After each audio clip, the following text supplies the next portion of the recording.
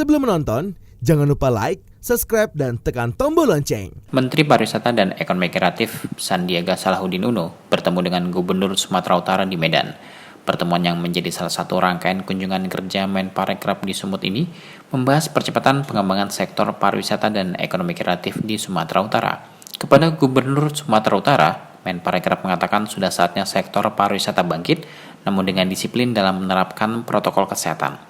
Pariwisata Sumatera Utara memiliki peluang untuk bangkit di tengah pandemi COVID-19. Apalagi Sumatera Utara memiliki potensi di sektor pariwisata maupun ekonomi kreatif.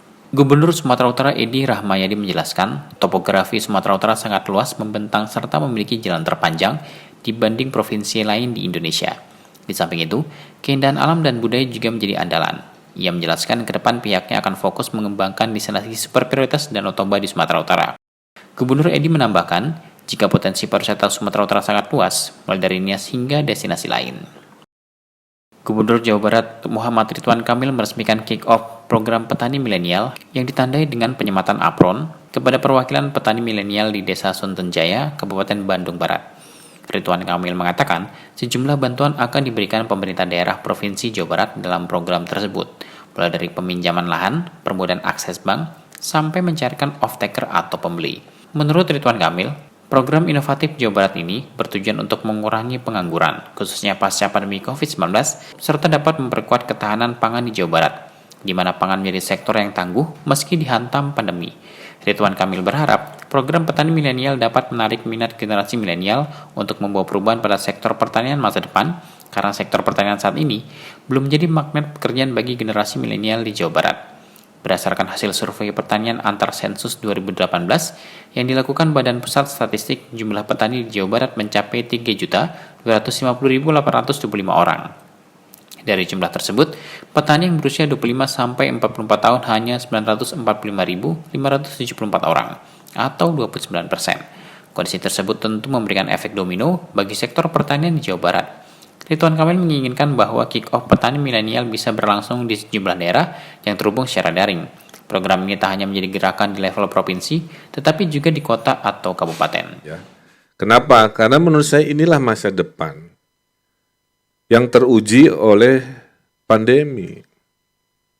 Hanya pangan dan digital yang tumbuhnya tinggi pada saat ekonomi lain itu turun, ya.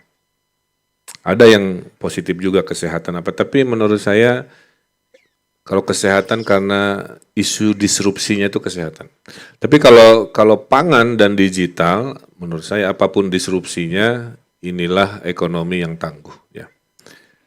Kedua, kenapa saya nyatakan inilah masa depan kita di orientasi yang baru? Karena lihat, ini tanahnya kan bukan padang pasir. Kalau kita bikin program petani milenial di Arab, meren disengserikan, ya kira-kira. Tapi kan apapun ditaruh di tanah Lembang Suntenjaya, ya jadi, ya itu teh apa, brokoli, ya mana Pak Edi nata, ya dari brokoli, dari bunga, dari apa, tongkat jadi tanaman, istilahnya begitu, karena kesuburan. Penelitian mengatakan tanah Jawa Barat itu 10 besar tanah tersubur di dunia, ya. Karena jutaan tahun ada gunung meletus, ini sekeliling kita kan gunung-gunung, ada Sunda Purba. Jadi itu Tangkuban Perahu itu, ya, kalau disketsakan miring kiri miring kanannya kan gitu, ya. Kalau ditarik ke atas gitu, itu bertemu di satu titik. Nah, dulunya begitu. Juga gambar-gambar SD, tapi oleh letusan raksasa di zaman dulu dia meletus, menutup jalan sungai dan akhirnya menjadikan Danau Purba Bandung yang sekarang. Nah, jadi tanah subur, tidak ada alasan.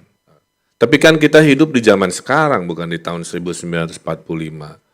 Masa bercocok tanamnya di zaman kemerdekaan dengan di zaman sekarang masih sama. Itulah kenapa harus pakai cara baru, yaitu teknologi.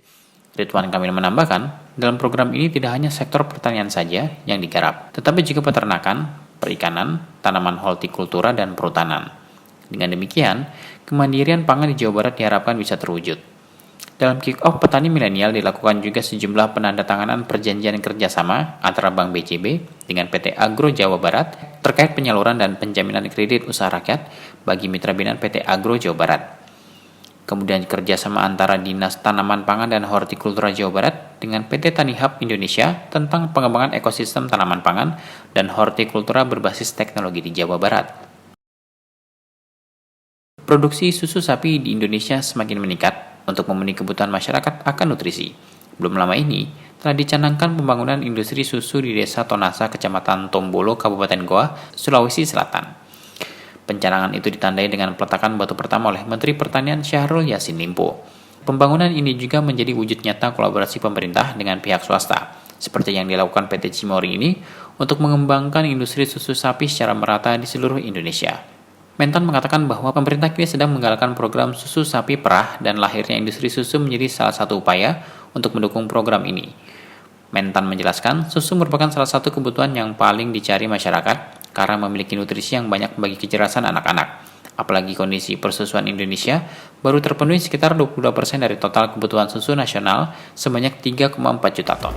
Mencoba mengimplementasi program kesiapan kita untuk mempersiapkan sapi perah yang lebih siap di seluruh Indonesia.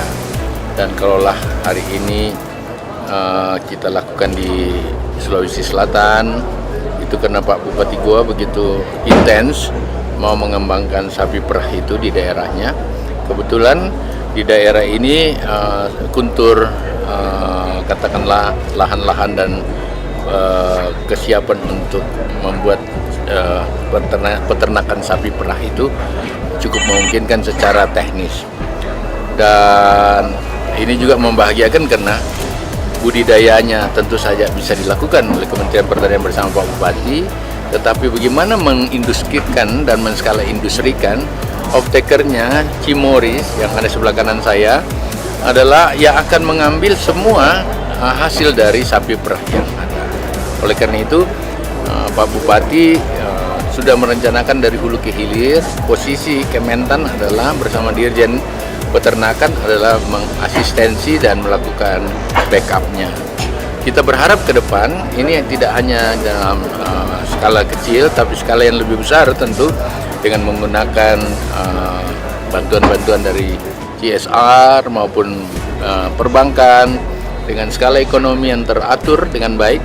Saya kira semua orang mau berinvestasi dan kita harus pahami kebutuhan susu kita masih terkontribusi hampir 70-80% dari importasi, dan inilah yang harus kita lakukan upaya-upaya menguatkan kemampuan kita sendiri sesuai kebutuhan susu yang kita harapkan di masa akan datang.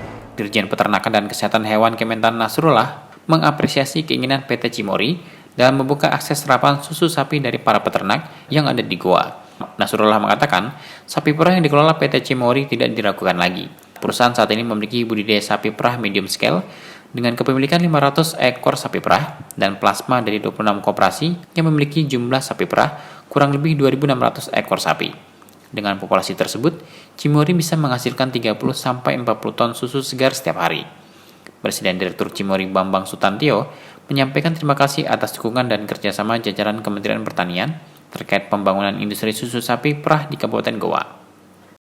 Bambang mengatakan, kerjasama ini dapat memberi manfaat besar bagi kesejahteraan petani dan masyarakat sekitar. Tim Eljon Media melaporkan.